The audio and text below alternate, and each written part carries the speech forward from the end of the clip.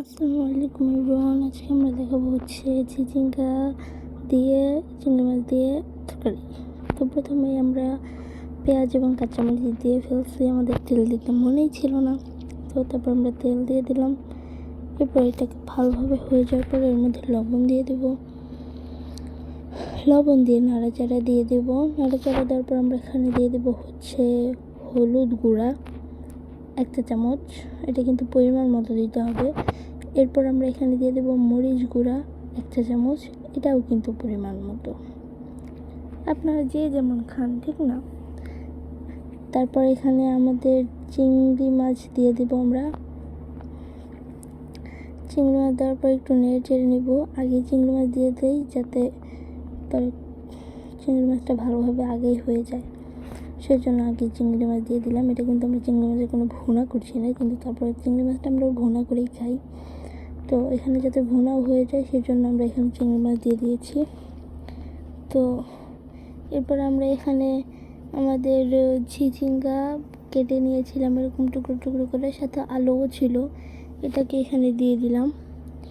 দিয়ে দেওয়ার পর আমরা এটাকে ভালোভাবে নেড়ে চেড়ে নিব। তো এরপর আমরা এটাকে ঢাকনা দিয়ে ঢেকে দেব 5 মিনিটের জন্য। 5 মিনিট পর ঢাকনাটা উঠিয়ে আমরা এটাকে ভালো মতো নেড়ে চেড়ে নিব। এটাকে নাড়াচাড়া হয়ে গেলে আমরা এটাকে ভালো মতো নেড়ে চেড়ে নিব যেন এটা আবারও ভালো মতো মিশে যায়।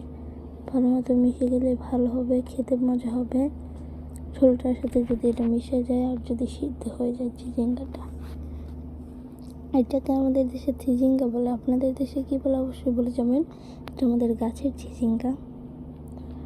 তো এটাকে আমরা ভালো মতো এভাবে 1 মিনিট 2 মিনিট রেখে রেখে নাড়া দেবো, একসাথে নাড়া দিতে যাবো না। আর যে এভাবে হালকা হালকা করে নাড়া দেবো, বেশি জোরে নাড়া দিতে যাবো না, বেশি জোরে নাড়া দেওয়া ঠিক হবে না। এভাবে হালকা হালকা করে আলতো করে নাড়া দিতে হবে, মানে একদম শুধু জাস্ট একটা ছোঁয়া যাতে লাগে এরকমভাবে নাড়া দেবেন আপনারা।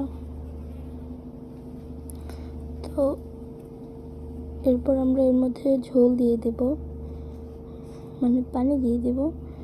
তো আমরা এখানে পানি দিয়েছি 2 কাপ পরিমাণ।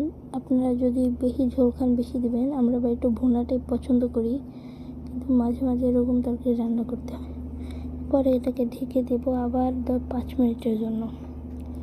5 মিনিট পর এটা উঠিয়ে আবারও নাড়া দিয়ে দেব।